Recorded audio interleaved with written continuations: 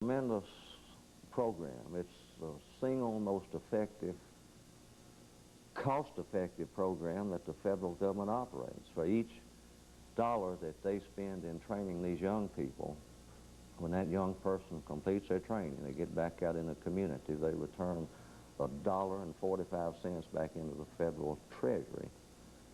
It's just a first-class operation, and the good thing about it, I think, it's most of our jobs in today's society is with private industry anyway, and these people are in charge of the training, and the training runs from, I think it's 57 different skills offered, everything from A to Z.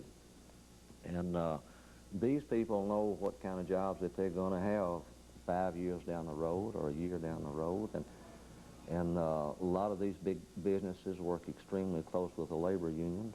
A lot of the training is sponsored by the unions, and the time that the young person spends at the Job Corps training, and this varies, I hope I'm not going on too much here. Just no, I mean, that's the purpose. We want to find out as much as we possibly can about it. I don't want to no, go on. hog your show. No, go on. But the time that the young person spends at the Job Corps Center counts as their apprenticeship time. In other words, to be a journeyman electrician, you got to spend 4 years with a union, and you get your journeyman. You know, you spend that 4 years training. Well, the time that they spend at the Job Corps Center counts as part of this apprenticeship time. Not all skills that are taught at the Job Corps Centers have union participation. A large number of them do.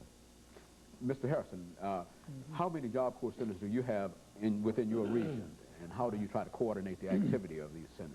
All right, there are within the southeastern U.S., there are 23 Job Corps Centers, and when a person comes into our offices and talks to either Jim or one of our other screeners, they talk to them about the centers in that area, and they try to make a good match. In other words, when a person talks to us about what their particular interests are, we try to see if there's a vacancy in a center that's nearby. And that's one thing we try to do, is always keep a person in a center nearby. And let me mention something before you ask another question. As Jim was talking about the Job Corps, something just crossed my mind. There could be no better testimonial about this program than Jim getting so involved that he was talking a lot. And I think that's something that you would find in talking with any Job Corps screener in any part of the state. It's a program that folks like Jim get very involved in. They think it's a good program. They're sold on it. They see the folks who go into the program. When they come back out, they see the changes that have taken place. We have a very high success rate on folks coming back from the training centers and getting jobs. So it's the reason that it's one of those many programs that we have that we just have tremendous support for and tremendous excitement about. Well, what's the typical training in Job Corps? For example, what if a student wanted to, or a participant wanted to get some information relative to high technology, the high-tech area? Mm-hmm. What center would you send him to? Is there a center that specializes in certain areas of, certain professional areas of what? I mean, how does that work? Mm-hmm. That's true, Dr. Haney. I probably need to defer to Jim on this. And well,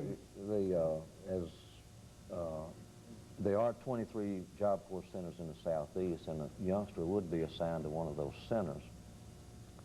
Most of your centers offer your basic construction trades, for example. I think we probably don't have a single one that doesn't offer those. Only probably 2 or 3 of the centers are involved in, for example, word processing and your computer type skills, because of the great amount of money it takes to set the facilities up to train a young person in those areas. But generally the student has when we sign them up, they can make a selection. I want to go to the Knoxville Center. I want to go to the center at Bristol, Tennessee. For example, what does the Knoxville Center specialize in? Well, they're strong in your construction trades, your nursing assistant, your secretarial type trades. They're not into your computers, you know, that type of thing. But it's by the way, it's located on the old Knoxville College campus, so a lot of your Job Corps centers it's very much like sending a youngster away to a 2-year college or something. I mean, the atmosphere is there, you know. And they are allowed in this situation to get yes, a sir, GED that's very important. certificate. They really stress that. When they first arrive there, they'll spend about 2 weeks during an orientation period. And they get involved in what they call the world of work, and they'll try, I mean, they might say, well, I want to be a plumber.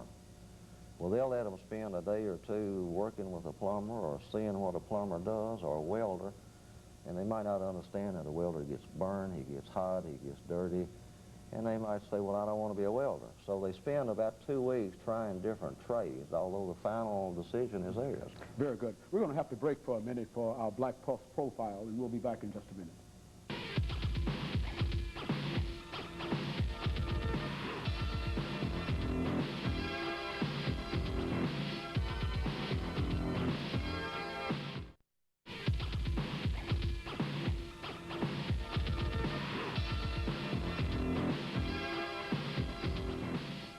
Welcome back.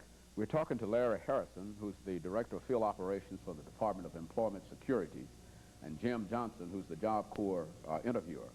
Mr. Johnson, before we had our break, you were telling us something about the Job Corps centers. I'd like to pursue that if we could.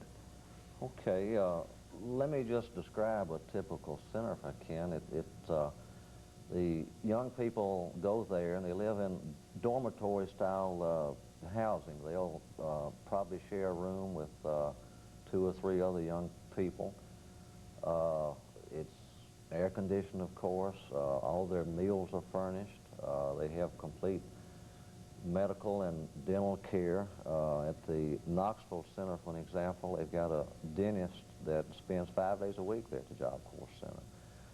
There's about 400 students at the Knoxville Center, and I think it's a 9-story dormitory that they live in. Of course, the boys and girls are separated. The Job Corps Center there is located at the old Knoxville College campus. It's the college atmosphere is there. The young people get to use the facilities there at the college. If I'm not mistaken, they've got a track, they've got a gym. Numerous recreational opportunities are available there at the center, as well as downtown Knoxville. It's just a first-class operation. It would be much like, I think I said earlier, a young person going away to college for, you know, for a period of time. It requires discipline on the part of a young person. They have to be interested in making something out of their life, learning a skill. There's a requirement that if they don't have their high school diploma, that they work on their general equivalency diploma. Is that the so-called GED? So-called GED. Now, some of the centers as well offer a regular high school diploma. The center at Kentucky, it's the Earl C. Clement Job Corps Center. It's certified by the Southern Association of Schools. And all of your Job Corps centers offer numerous recreational opportunities for young people. The food is good. I know for a fact. I was at the Knoxville Center about a month ago and got to eat there and toured the center, and the food is excellent, and the young people are well taken care of. They have counselors there, and a lot of counseling done one-on-one. They work on social skills, you know, attitudes. The